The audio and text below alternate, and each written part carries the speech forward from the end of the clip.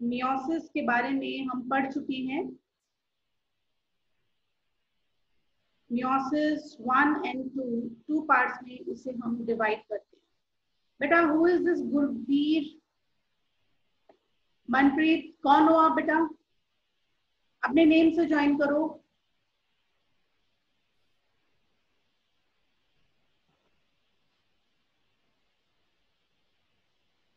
अपने नेम से ज्वाइन करो, नहीं तो मैं ज्वाइन नहीं करवाऊंगी। मैं बाहर निकाल रही हूँ, या तो मुझे बोलकर बताओ who are you? Gurbir Manpreet, who is this? Ma'am मैं पावन हूँ। हाँ जी, पावन, ओके। बेटा अपने नेम से ही ज्वाइन किया करो, ठीक है? मैम मैं अभी रीजॉइन करती हूँ। ओके, कोई बात नहीं, कर लो आप, मुझे नहीं तो कोई अगर नए नाम से करता है तो मुझे पहले अपना इंट्रोडक्शन दिया करो।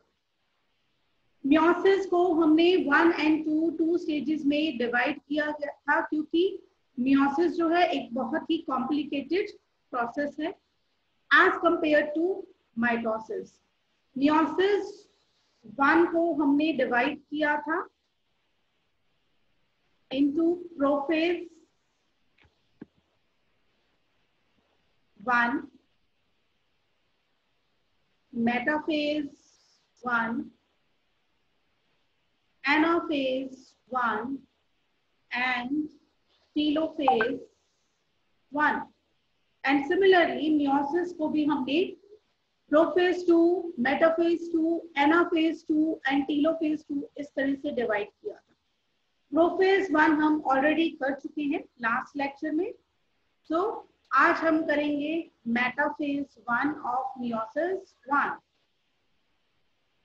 मेटाफेज 1 में क्या होता है, प्रोफेज 1 तक क्या हुआ, थोड़ा सा मैं एक बार फिर से रिवाइज करवा रही हूँ। प्रोफेज 1 की डिप्लोटीन में क्रोमोसोम्स की कॉम्पैक्शन हुई, जाइगोटीन में साइनेप्टोनीमल कॉम्प्लेक्स बना, पैकेटीन में क्रॉसिंग ओवर हो गई होमोलोगस क्रोमोसोम्स के बीच में, ठीक है, और डिप्लोटीन में जो क्याज़मेटा था वो बन गया, एंड देन फाइनली डायाकिनेसिस में क्याज़मेटा खत्म हो गया, साइनेप्टोनीमल कॉम्प्लेक्स सब कुछ जो डिसॉल्व होकर अब फाइनली होमोलोगस क्रोमोसोम्स दोनों डिफरेंट हो गए, दोनों अलग अलग तरह के बन गए थे।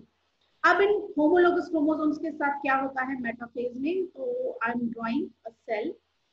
जैसे कि मेटाफेज का एक इवेंट तो फिक्स है कि मेटाफेज में स्पिंडल अपरेटस बनेगा, तो सेम वही स्पिंडल अपरेटस मेटाफेज 1 में भी यहाँ पर भी बनना स्टार्ट हो जाता है। सेंट्रियोल्स, अगर ये एनिमल सेल है तो सेंट्रियोल्स जो है वो स्प्लिट होकर ऑपोजिट पोल्स की ओर जाते हैं और स्पिंडल अपरेटस बनना शुरू हो जाता है। अब जो होमोलोगस क्रोमोसोम्स थे, कौन से, जिन्होंने अपनी क्रॉसिंग ओवर कर ली थी प्रोफेज 1 में, जिन्होंने क्रॉसिंग ओवर अपनी कंप्लीट कर ली थी, वो क्रोमोसोम्स होमोलोगस क्रोमोसोम्स अब यहाँ पर है। I am showing you only one pair, एक पेयर के बारे में ही मैं आपको यहाँ पर दिखाऊंगी। और ये जो क्रोमोसोम्स हैं इन्होंने अपने आप को अलाइन कर लिया है एट द सेंटर, ताकि मेटाफेजिक प्लेट जो है वो यहाँ पर बन सके। तो ये सेंटर में इस तरह से अलाइन हो गई। ये होमोलोगस पेयर है क्रोमोसोम्स का, जिन्होंने क्रॉसिंग ओवर अपनी कर ली थी। तो ये क्रॉसिंग ओवर किए हुए होमोलोगस क्रोमोसोम्स हैं, ठीक है। रेड वाले ने अपना पार्ट ग्रीन से शेयर कर लिया और ग्रीन वाले ने रेड से शेयर कर लिया। तो अब ये डिफरेंट तरह के क्रोमोसोम्स सेंटर में आकर, यानी कि इस जो स्पिंडल अपरेटस है इसके इक्वेटर पर आकर, यहाँ इक्वेटर पर आकर इन्होंने अपने आप को अलाइन कर लिया।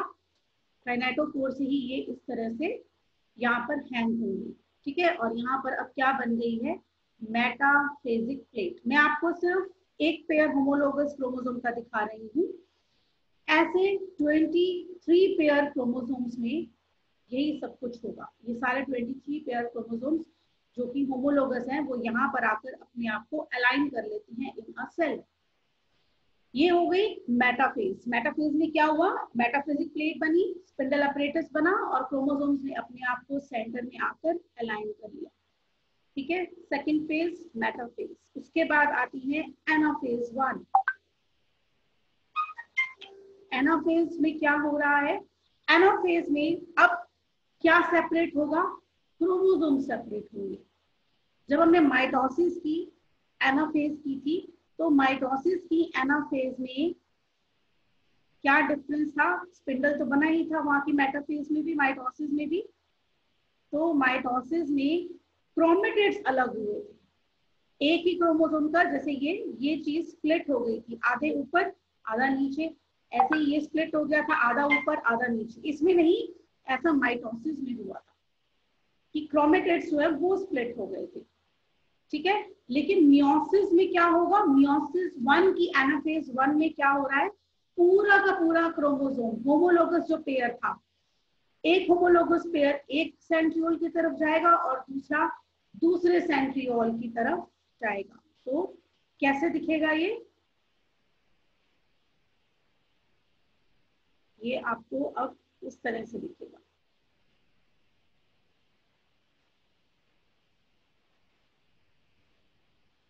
तो एक ये इसकी तरफ जो है पहुंच गया हमारा एक होमोलोगस पेयर,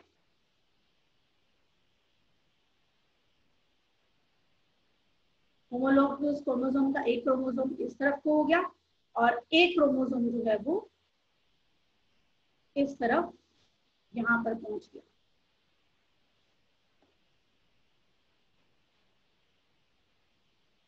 ये ऊपर की ओर चला गया है और ये नीचे की ओर आ गया।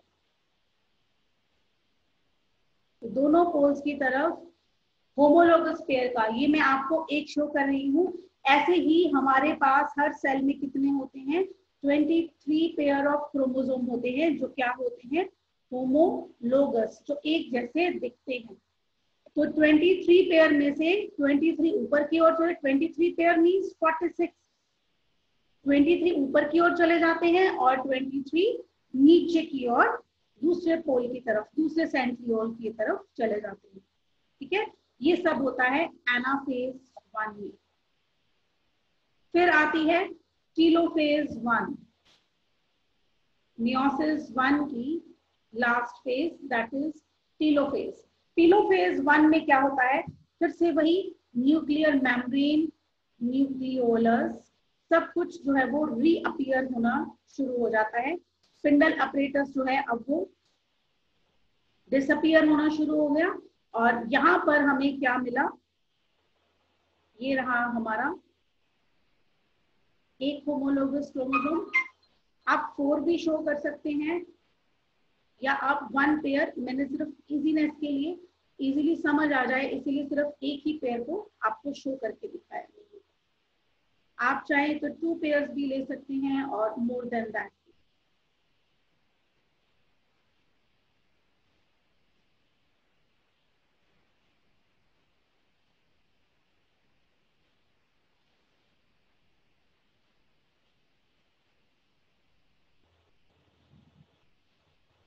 स्पिंडल अपरेटस अब खत्म हो चुका है, साथ के साथ धीरे धीरे इन दोनों के ही आसपास, एक ये ऊपर वाला और ये नीचे वाला, दोनों तरफ क्योंकि दो अलग अलग सेल बनने हैं, तो यहाँ पर न्यूक्लियर मेम्ब्रेन रीअपियर होने लगती है।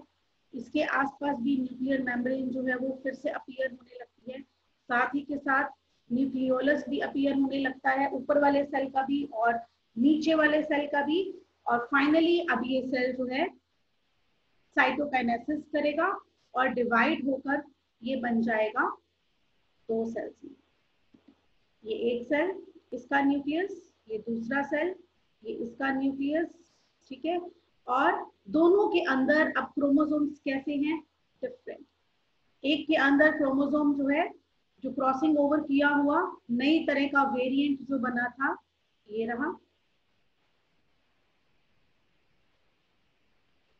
ठीक है। और इसके अंदर भी डिफरेंट कलर से मैं शो इसीलिए कर रही हूँ ताकि आपको होमोलोगस पेयर जो है वो समझ आ जाए कि उन्होंने क्या जो है उनके अंदर मिक्सिंग हुई थी और क्या इसके अंदर फाइनली चेंज आई थी। तो ये आपके पास आ गया एक होमोलोगस पेयर, एक इधर। अब हाफ हाफ बढ़ गए, 23 क्रोमोसोम्स इस वाले सेल के पास आ गए और 23 क्रोमोसोम्स इस वाले के पास आ गए। जिससे हम स्टार्ट हुए थे वो हमारी बॉडी का ही एक सेल था, तो उसके अंदर 46 या 23 पेयर थे। 23 पेयर में 2 क्रोमोसोम एक दूसरे से मिलते जुलते होमोलोगस थे। तो ये आधे हो गए, एक होमोलोगस एक तरफ चला गया, एक होमोलोगस एक की तरफ चला गया, ये एक जगह चला गया, ये एक जगह, ये एक जगह, ये एक जगह। तो फाइनली 23 में दोनों ही सेल्स को जो क्रोमोसोम जो है वो इक्वली बांट दिए गए। अब फर्क क्या है, माइटोसिस में जब टेलोफेज हुई थी तो उसमें क्रोमेटिड्स आए थे, ना कि पूरा का पूरा क्रोमोसोम। उसमें क्या आए थे, क्रोमेटिड्स। इस तरह से होमोलोगस पेयर का ये क्रोमोसोम स्प्लिट हो गया था, आधा क्रोमेटिड ऊपर और आधा क्रोमेटिड नीचे, आधा क्रोमेटिड एक सेल में और आधा एक सेल में, क्योंकि सिर्फ डीएनए डिवाइड होना था। लेकिन अब क्रोमोसोम भी डिवाइड हुए हैं, होमोलोगस वो भी जो क्रॉसिंग ओवर कर कर जिनके अंदर वेरिएशंस हैं। अब ना तो अगर मान लो रेड वाला मदर का था और ग्रीन वाला जो है ये मदर के ओवम का था, और ये भी एक दूसरे ओवम का। तो अब एक ओवम इस सेल से बन गया और एक ओवम इस सेल से बन गया। ऐसे ही अगर हम फादर के स्पर्म की बात करें तो एक स्पर्म में ये वाला आ गया और एक स्पर्म में ये वाला आ गया। ठीक है, अब ये सेल अलग से और ये वाला सेल अलग से, इन दोनों के ही अंदर होगी मियोसिस 2। दोनों ही सेल्स अब मियोसिस 2 अंडरगो करेंगे, दोनों के अंदर होगी मियोसिस 2। और मियोसिस 2 क्या है, meiosis 2 is the similar copy, एकदम सेम है जैसा कि माइटोसिस है। माइटोसिस के जैसी ही सारे फेजेस, माइटोसिस की तरह ही सब कुछ होगा। फर्क क्या होगा, माइटोसिस से पहले जो है आई फेज हुई थी, लेकिन मियोसिस 2 से पहले फिर से आई फेज यानी कि इंटरफेज नहीं आती। इंटरफेज जिसमें हमने G1 S G2 फेज किए थे वो एक बार ही आती है। कब आती है, मियोसिस 1 के पहले। ठीक है, मियोसिस 1 के पहले इंटरफेज आती है, दोबारा से इंटरफेज नहीं होगी। यानी कि डीएनए एक बार ही डबल होता है, दोबारा डबल नहीं होगा। अगर डीएनए 1 ग्राम था, उसके 46 क्रोमोसोम बने, तो अब डीएनए कितना है, 2 ग्राम है, डबल हो चुका है। क्रोमोसोम 46 से डिवाइड होकर 23 क्रोमोसोम डिवाइड हुए आपकी बात। अब ये 23 क्रोमोसोम वाले सेल के अंदर क्या होगा, फिर से वही prophase 2, metaphase 2, anaphase 2 and telophase 2। ठीक है, दोनों ही सेल में एक और एक दो, दोनों तरह के सेल्स जो है, ये सेल भी अलग से माइटोसिस 2 करेगा और ये सेल भी अलग से माइटोसिस 2 करेगा। ठीक है, तो देखते हैं प्रोफेज 2 में क्या होगा। प्रोफेज 2 में अब फिर से सेल जो है उसकी अंदर ये हमारे पास जो है सेल था, इसके अंदर क्रोमोसोम है। कौन सा क्रोमोसोम है, 23, जो कि बदल चुके हैं और 23 है। ऐसे ही ग्रीन वाले क्रोमोसोम वाले सेल के साथ भी होगा। मैं एक ही आपको शो कर रही हूँ डायग्राम में। तो ये इस तरह से ये जो डिफरेंट बन गया था, ये वाले क्रोमोसोम के अंदर होगी अब प्रोफेज 2। प्रोफेज 2 में फिर से वही, ये न्यूक्लियर मेम्ब्रेन अब डिसअपियर होने लगेगी, न्यूक्लियोलस भी डिसअपियर होने लग जाएगा। सारी ऑर्गेनेलिस जो टीलोफेज में बन गई थी, टीलोफेज 1 में बन गई थी, वो सब अब फिर से डिसअपियर होने लगेंगी। ठीक है, सेम जैसा ही माइटोसिस की प्रोफेज में हुआ था। ठीक है, देन मेटाफेज, मेटाफेज में क्या होगा, फिर से वही स्पिंडल अपरेटस फॉर्मेशन, पूरी तरह से न्यूक्लियर मेम्ब्रेन, सारे ऑर्गेनेलिस, न्यूक्लियोलस सब कुछ डिसअपियर हो गया है। और फाइनली यहाँ पर जो है स्पिंडल अपरेटस बन गया है। स्पिंडल अपरेटस के सेंटर में आकर जो क्रोमोसोम है, सारे 23 क्रोमोसोम्स हैं, इन्होंने अपने आप को यहाँ पर अलाइन कर लिया है इक्वेटोरियल प्लेट पर। और ये क्या बन गई है अब हमारे पास, ये बन गई है मेटाफेजिक प्लेट, जिसके अंदर डिफरेंट तरह का अब क्रोमोसोम होगा। ठीक है, देन कम्स एनाफेज 2। अब एनाफेज 2 में क्या होगा, एनाफेज 2 में सेम वैसे ही अब ये क्रोमेटिड्स दोनों अलग अलग हो जाएंगे। एनाफेज 2 में स्पिंडल अपरेटस डिसअपियर होने लग जाएगा, स्टार्ट होगा डिसअपियर होना, और जो ये क्रोमेटिड्स थे एक ऊपर की तरफ और एक नीचे की तरफ जाएगा। तो एक क्रोमेटिड यहाँ ऊपर की तरफ,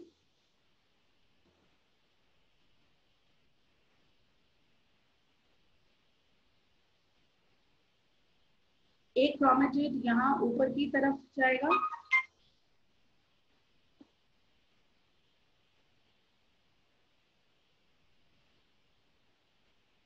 जो कैसा है थोड़ा सा डिफरेंट है, और एक क्रोमेटिड जो है वो यहाँ नीचे की तरफ आएगा।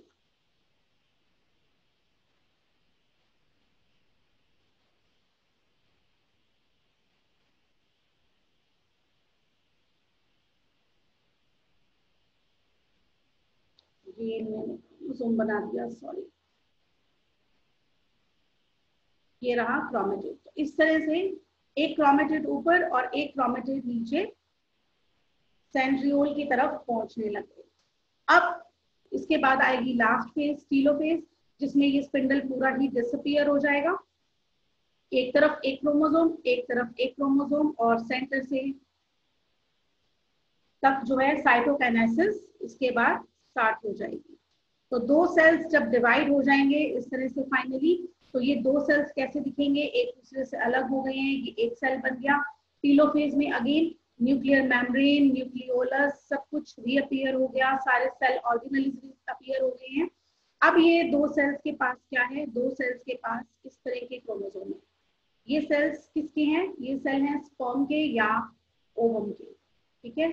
और इसके अंदर अब डिफरेंट तरह के क्रोमोसोम्स हैं। इसका मतलब अब जो भी न्यू ऑर्गेनिज्म इस स्पर्म से या इस ओवम से बनेगा, मेरा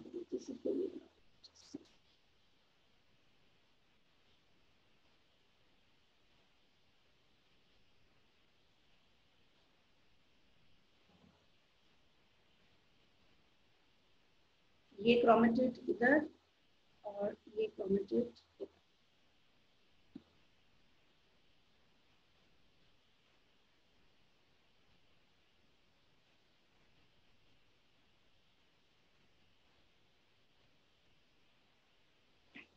तो फाइनली ये आपको एक और एक दो सेल बने, किससे बने, एक से। लेकिन ऐसे हमारे पास कितने सेल थे, ऐसे हमारे पास दो सेल थे, इस सेल के दो सेल, इस सेल के दो सेल। तो फाइनली मियोसिस के बाद हमारे पास टोटल कितने सेल्स बन गए, 4 सेल्स। लेकिन डिफरेंस क्या है, चारों के चारों सेल्स के अंदर क्रोमोसोम नंबर कितना है, 23 ईच, 23 23 23 23। और सबके अंदर जो क्रोमोसोम है वो भी डिफरेंट है, सारों के अंदर डिफरेंट तरह के क्रोमोसोम है। पेरेंट्स जैसा किसी के पास नहीं है, क्योंकि सब ने क्रॉसिंग ओवर करी है, दोनों के ही सेल्स ने क्रॉसिंग ओवर करी है। तो अब क्रोमेटिन मटेरियल भी इक्वली डिवाइड हो गया। क्यों, क्योंकि मियोसिस 1 से पहले जो आई फेज हुई थी उसमें क्रोमोसोम तो 46 ही थे, लेकिन उसके अंदर का डीएनए डबल हो गया। अब डीएनए डबल को 46 क्रोमोसोम में किया हुआ था, एक्चुअली उसको हमने 23 23 23 कर कर टोटल 92 क्रोमोसोम्स में डिवाइड कर दिया, लेकिन 23 ईच। तो ये 23 ईच क्या बने, मेल के अंदर स्पर्म बने और फीमेल के अंदर जो है ये ओवम बना। इस डिवीजन को हम बोलते हैं रिडक्शनल डिवीजन, स्पेशली मियोसिस 1 को। Meiosis 1 is known as reductional division, क्योंकि मियोसिस 1 के बाद जिस सेल के पास 46 क्रोमोसोम थे, अब वो 23 23 क्रोमोसोम वाले दो सेल में डिवाइड हो गया। और मियोसिस 2 के बाद बिल्कुल माइटोसिस जैसा हुआ, अब रिडक्शन नहीं हुई है, अब क्रोमोसोम नंबर सेम है। इससे भी 23 जैसे दो सेल और इसके पास भी 23 जैसे दो सेल्स इसने बना दिए। माइटोसिस में क्या हुआ था, एक सेल 46 क्रोमोसोम वाला डिवाइड किया दो सेल में फाइनली, और दोनों के पास ही कितनी है, 46 क्रोमोसोम। लेकिन मियोसिस में क्या हुआ, 46 क्रोमोसोम वाला जो सेल है वो 23 23 वाले दो लिपट गया, क्योंकि डिवाइड क्या हुए, होमोलोगस क्रोमोसोम ऊपर और नीचे गए, और माइटोसिस के केस में क्या गए थे, क्रोमेटिड्स गए थे। हर एक होमोलोगस क्रोमोसोम का आधा हिस्सा गया था, इसमें पूरा का पूरा एक होमोलोगस पेयर जो था क्रोमोसोम का, वो ऑपोजिट पोल पे अपने आप को शिफ्ट कर लेता है। ठीक है, ये है मियोसिस। कोई डाउट तो बताओ। मैम मियोसिस 2 में और 1 में डाउट नहीं है मैम। मेरे को पहले डाउट है, जैसे साइटोकिनेसिस में नोट्स में लिखा हुआ था सिनिक्टियम, मैम उन्होंने बताया था कि जिसमें साइटोकिनेसिस नहीं होती कैरियोकिनेसिस के बाद, तो वो एक बार बता दो मैम। हाँ, कुछ ऐसे वो मल्टी न्यूक्लियर कंडीशन होती है। हाँ, मल्टी न्यूक्लियर कंडीशन हो जाती है। ओपेलिना दिया एक एग्जांपल है। For example ma'am coconut water, या ओपेलिना भी होता है, कोकोनट वाटर। ओपेलिना भी हम पढ़ेंगे, प्लांट किंगडम में हम पढ़ेंगे। वो क्या होता है, एक मल्टी न्यूक्लिएटेड सेल है, एक ऐसा सेल जिसमें कई सारे न्यूक्लियस है। उसमें क्या होता है, माइटोसिस में कैरियोकाइनेसिस, कैरियोन मींस न्यूक्लियस, आपको बताया था। तो न्यूक्लियस डिवाइड हो जाता है, लेकिन हर बार जब न्यूक्लियस डिवाइड होता है तो साथ में साइटोकाइनेसिस, साइटोप्लाज्म भी डिवाइड करना जरूरी है। कुछ एक सेल्स इसकी एक्सेप्शन है, जिनमें सिर्फ कैरियोकाइनेसिस होती है, साइटोकाइनेसिस बाकी नहीं होती। तो न्यूक्लियस ही डिवाइड होते जा रहे हैं, सबको अलग से साइटोप्लाज्म नहीं मिलता। अगर सबको अलग से साइटोप्लाज्म मिलता तो ये अलग अलग सेल बन जाते, लेकिन ये साइटोप्लाज्म एक ही शेयर करते हैं, न्यूक्लियस बहुत सारे हैं। इसी तरह से होता है कोकोनट का वाटर। कोकोनट का वाटर एक्चुअली क्या होता है, it is endosperm. Food reserve होता है कोकोनट का वाटर जो है, उसके बुरे टाइम के लिए, कि जब उसको फूड नहीं मिलेगा। कोकोनट का जो हम कोकोनट लेते हैं, that is the seed of the coconut. Coconut का सीड है, सीड के अंदर क्या होता है, एम्ब्रियो होता है, एक छोटा प्लांट होता है, बेबी प्लांट होता है, जिसको ग्रो करना है आगे जाकर। तो वो अब जब पेरेंट प्लांट से डिटैच हो गया है, अपने प्लांट से निकल चुका है सीड, उसको अंदर एम्ब्रियो है, एक छोटा बेबी प्लांट है, उसको ग्रो करने के लिए फूड तो चाहिए। वो फूड उसको कौन देता है, दैट इज एंडोस्पर्म। और कोकोनट के केस में ये एंडोस्पर्म लिक्विड पार्ट में होता है, कोकोनट वाटर। नारियल का जो पानी होता है बेसिकली वो फूड होता है। हम बोलते हैं ना, coconut water is very nutritious. Nutritious क्यों है, उसके अंदर कार्ब्स, उसके अंदर प्रोटीन्स, उसके अंदर फैट्स, सब कुछ है। क्योंकि वो कार्ब्स, कार्बोहाइड्रेट्स, प्रोटीन्स और फैट्स जो है, वो कोकोनट के सीड ने अपने डेवलपिंग एम्ब्रियो के लिए बचा कर रखे हैं, कि जब तक कि वो बोया नहीं जाता मिट्टी में और एक प्लांट नहीं बन जाता, जब उसको मिट्टी मिल जाएगी तो वो सॉइल से, ऑब्वियसली मिट्टी से अपनी न्यूट्रिशन ले लेगा। जब तक नहीं मिलती तब तक ये उसका फूड रिजर्व होता है। और ये भी क्या होता है, it is in the form of multi nucleated. ये भी मल्टी न्यूक्लिएटेड स्टेट में ही अपने प्रेजेंट होता है। कोकोनट वाटर में न्यूक्लियस डिवाइड होते हैं, और फॉलोइंग दैट साइटोकाइनेसिस यानी कि साइटोप्लाज्म डिवाइड नहीं होता है। ठीक है मैम। यस मैम प्लाज्मोडियम में एग्जांपल हो सकती है, जैसे लास्ट ईयर हमने पढ़ा था फिजन में, मल्टीपल फिजन में, कि जो प्लाज्मोडियम है वो अपने अंदर से मतलब अपने बाहर सिस्ट बना लेता है, उसके अंदर काफी डिविजन्स हो जाती हैं, तो इसकी एग्जांपल हो सकती है ना, प्लाज्मोडियम? वो मल्टीपल फिजन है। क्यों? प्लाज्मोडियम जो करता है, that division is known as, वो उसकी रिप्रोडक्शन है, दैट इज मल्टीपल फिजन। ठीक है, कह सकते हैं जैसे अमीबा भी करता है, अमीबा भी अनफेवरेबल कंडीशंस में अपने बाहर सिस्ट बना लेता है बहुत सारी, पर वो परमानेंट स्टेट नहीं होती उसकी। परमानेंट स्टेट वो ऐसा नहीं रहता। कोकोनट वाटर हमेशा ही मैनी न्यूक्लिएटेड रहता है, ये अपनी स्टेट चेंज कर लेता है। ये तो सिर्फ एक अनफेवरेबल कंडीशन से डील करने का एक तरीका है, टेम्परेरी स्टेट है। Okay ma'am. इसीलिए इसको मल्टीपल फिजन नाम दिया गया। एक सेल जो है, जैसे शीशे का ग्लास लिया, फेंक दिया, कई सारे टुकड़े हो गए, मल्टीपल फिजन। फिजन मींस टूटना, तो कई सारे टुकड़ों में टूट गया, तो उनका रिप्रोडक्शन का एक तरीका है। उसमें बॉडी के पूरे हिस्से होते हैं, खाली न्यूक्लियस के नहीं होते। प्लाज्मोडियम की अगर हम बात करें। हाँ जी भारत। Okay ma'am. कोई डाउट है बेटा Bharat? Ma'am yes Pavan. Ma'am coconut के अंदर जो एक छोटा सा सीड टाइप कुछ होता है वो एम्ब्रियो होता है। उसके अंदर एम्ब्रियो होता है, उसका ओके एम्ब्रियो मैम। होता है, छोटा सा ऐसे जैसे फ्लावर जैसा दिखता है ना, छोटा सा ऐसे फ्लावर सा हो जैसे, वो उसका एम्ब्रियो होता है। Yes ma'am. Okay ma'am.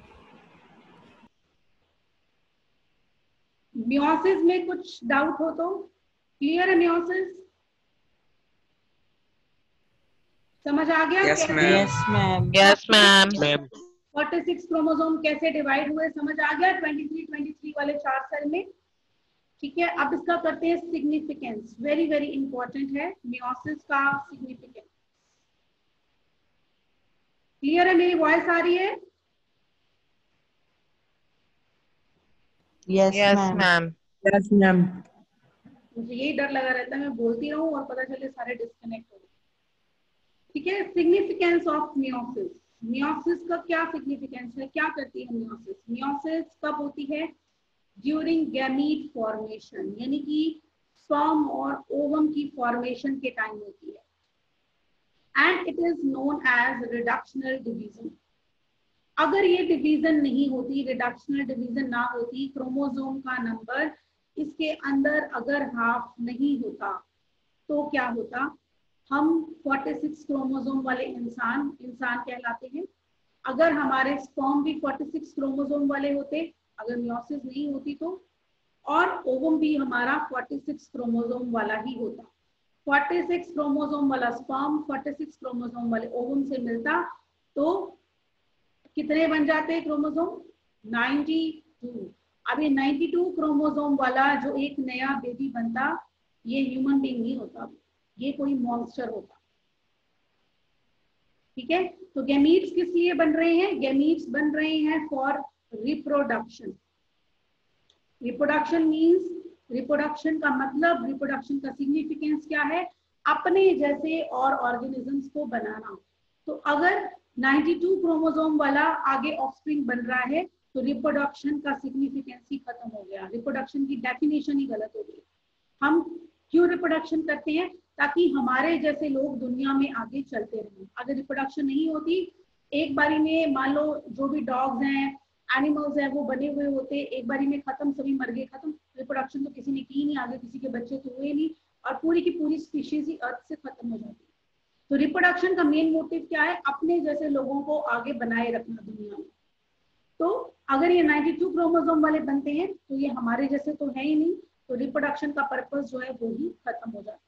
इसीलिए मियोसिस का सिग्निफिकेंस कहाँ पर है?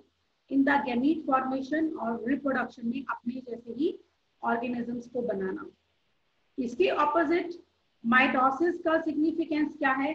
माइटोसिस का सिग्निफिकेंस है ड्यूरिंग ग्रोथ। हमारी ग्रोथ होती है, हम बच्चे से बड़े होते हैं, क्योंकि हमारी बॉडी का हर एक सेल एक्सेप्ट स्पर्म और ओवम, गैमीट्स को छोड़कर बॉडी का हर एक सेल माइटोसिस करता है। 1 से 2, 2 से 4, 4 से 8, इस तरह से डिवीजन ये चलती रहती है। और जितने ज्यादा सेल उतनी ज्यादा ग्रोथ, उतना हमारा साइज जो है वो बढ़ जाता है। दूसरा माइटोसिस का सिग्निफिकेंस क्या है? रिपेयर। हमारी बॉडी के अंदर सेल्स में कुछ टूट फूट हो जाती है, पुराने सेल्स खत्म हो जाते हैं, तो वो नए सेल्स भी माइटोसिस के थ्रू ही बनते हैं। और तीसरा, इसका सिग्निफिकेंस ना कहकर उसका साइड इफेक्ट कह रहे हैं, तो दैट इज कैंसर। अगर माइटोसिस जो है वो अनकंट्रोल्ड हो जाए, uncontrolled mitosis is cancer. Cells लगातार बढ़ते जा रहे हैं। सेल्स के अंदर एक रेगुलेटरी मैकेनिज्म होता है कि ये एक सेल है, इसको 1 से 2, 2 से 4 और फिर 4 से 8, बस इतना ही डिवाइड करना है। इसके आगे इसको डिवीजन को स्टॉप कर देना है। अगर ये ग्रोथ का जो रेगुलेटरी मैकेनिज्म है, डिवीजन का जो रेगुलेटरी मैकेनिज्म है सेल का, ये टूट जाए तो किसकी वजह से होता है? जीन्स की वजह से होता है। ठीक है, अगर ये रेगुलेटरी मैकेनिज्म टूट जाए तो सेल्स लगातार डिवाइड करते जा रहे हैं, लगातार माइटोसिस करते जा रहे हैं, और उस कंडीशन को हम क्या बोलते हैं? कैंसर। ये है माइटोसिस का सिग्निफिकेंस। That's all. क्या excuse me ma'am, Yes. Ma'am क्या फ्लो आ जाता है जिसकी वजह से सेल ज्यादा डिवाइड कर जाते हैं? एक रेगुलेटरी मैकेनिज्म है। जैसे अब आपका हमारा रेगुलेशन क्या है, हमारी 6 बजे से क्लास शुरू होनी है, ये हमारा एक रेगुलेटरी मैकेनिज्म है। हर रोज हमारी 6 बजे क्लास होनी ही है। अगर ये क्लास लगातार चलती रहे, इस क्लास को बंद कौन करता है? मैं कंट्रोल कर रही हूँ कि काम हो गया तो हम क्लास को बंद कर रही है, ठीक है। तो मैं क्या हूँ? एक जीन हूँ। अगर जीन से कोई छेड़छाड़ हो जाए, जैसे जीन्स के ऊपर कोई रेडिएशंस पड़ जाए, जीन्स को लगातार हार्मफुल केमिकल्स में एक्सपोज कर दिया जाए, तो वो अपना काम करना बंद कर देते हैं। जिस जीन का ये काम था रोकना कि बस अब डिवाइड करना बंद कर दो, तुम्हें यहाँ पर आकर डिवाइड बंद करना था, डिवीजन को बंद करना था, सेल को ये कहना था, अब वो जीन्स खुद ही डैमेज हो गए, खुद ही खत्म हो गए हैं। तो कौन रोकेगा सेल को? सेल को रोकने वाला कोई है ही नहीं है। सेल अब लगातार डिवाइड ही करता रहेगा, ठीक है। जैसे क्लास में अगर टीचर नहीं हो तो आप लोग क्या करते हो? शोर मचाते ही रहोगे, नहीं टिकोगे। तो टीचर का होना इज अ रेगुलेटरी मैकेनिज्म, आपको रेगुलेट करने का कि आपने कब क्या करना है, वो तरीका है। अगर टीचर नहीं होगा तो आप लोग शोर में जो मर्जी जिसका जहां दिल करेगा वहां घूमेगा फिरेगा। ऐसे ही सेल के साथ होता है। सेल लगातार डिवाइड करते ही रहते हैं, उनको कोई रोकने वाला ही नहीं है। That is cancer.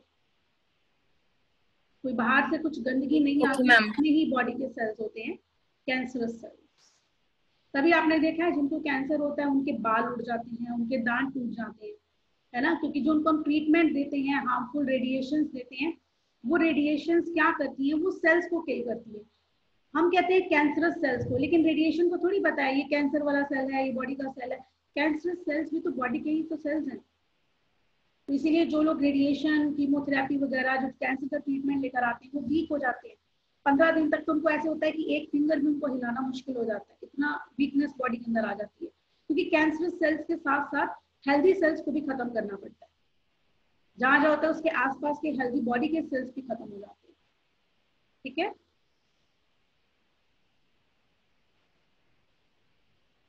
So this is all about mitosis and meiosis.